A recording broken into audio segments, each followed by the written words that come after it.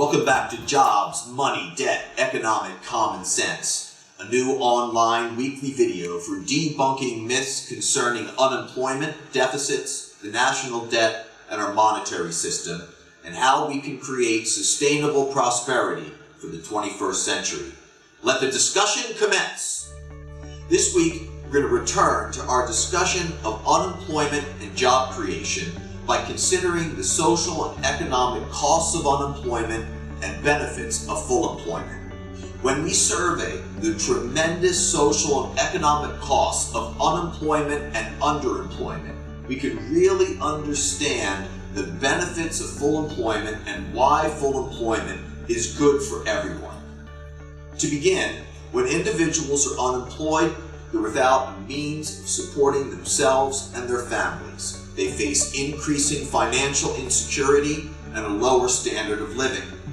By denying communities a steady income stream, unemployment stifles spending. At least some of that spending would have been in support of local businesses. Local firms may lack the business they need to encourage investment and job creation. Studies have shown that unemployment is directly related to ill physical and mental health, as well as poor prenatal care. Individuals blame themselves, leading to depression. Financial insecurity means stress and anxiety. The unemployed often are unable to provide a healthy diet for themselves and their children. There are even studies showing a connection between unemployment and suicide. Unemployment increases crime rates, especially income-generating crime. This has many significant secondary effects. More crime means more people in the courts and in prison. More crime means more victims of crime. More crime means less safe communities.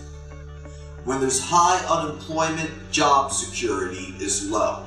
This can affect worker productivity. When people are out of work, their skills depreciate. Worse health means lower productivity. And unemployment also lowers worker morale.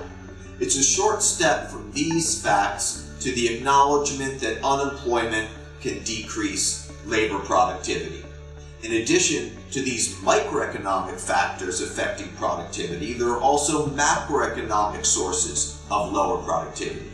Lower employment means slow growth of demand and lower capacity utilization, decreasing productivity.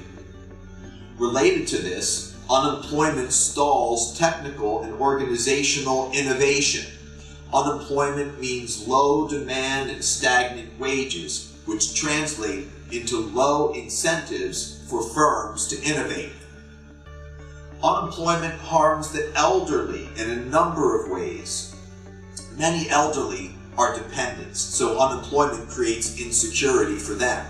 The unemployed themselves are future elders, and so the long-term security of the elderly is affected by unemployment, by depleting savings and stimulating debt accumulation. There's a direct relation between unemployment and inequality. The social costs of greater inequality have been well documented. Of particular significance are the ways in which inequality makes everyone worse off, including those in higher income brackets. Increased inequality can threaten community and damage social cohesion. Unemployment not only depresses individuals. High unemployment can depress the entire community, not only economically, but in terms of the sense of community itself. Unemployment harms children and youth, who are our future.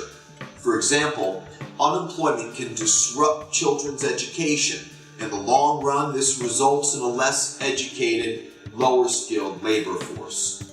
Unemployment is directly related to family disruption, such as divorce. Nobel Prize winning economist Amartya Sen has pointed out that there are three different aspects to employment: the income aspect, the production aspect, and the recognition aspect. This third aspect, the recognition aspect, implies that the unemployed are denied the opportunity to satisfy a deeply felt human need for social recognition tied to work. Unemployment therefore harms individual identity and dignity. Speaking of the production aspect, economists usually focus on the reduction in output associated with unemployment. These direct pecuniary costs alone can justify strong commitment to true full employment. But it almost certainly is the case that the total costs of unemployment are not merely a summation of the social, macroeconomic, and microeconomic costs. Rather, there may be a mutually reinforcing dynamic at work, in which costs in one area magnify the costs in others. In other words, positive feedbacks and reinforcing dynamics may predominate. These are the social and economic multipliers that result from unemployment, affecting individuals, families, neighborhoods, and communities in multiple ways. When these costs are considered, the gravity of the situation begins to become clear. The implications of these costs of unemployment are that the benefits of job creation and full employment include improved security, alleviation of a variety of social and economic ills, social and political stability, and expanded output, income, spending, consumption, and investment, and greater equality and lower poverty. Quite simply, a compelling argument can be made that the net benefits of job creation are enormous. This is why, within the institutional framework of contemporary capitalism, there may be no single policy with as many potential benefits as true full employment at a living wage benefits package.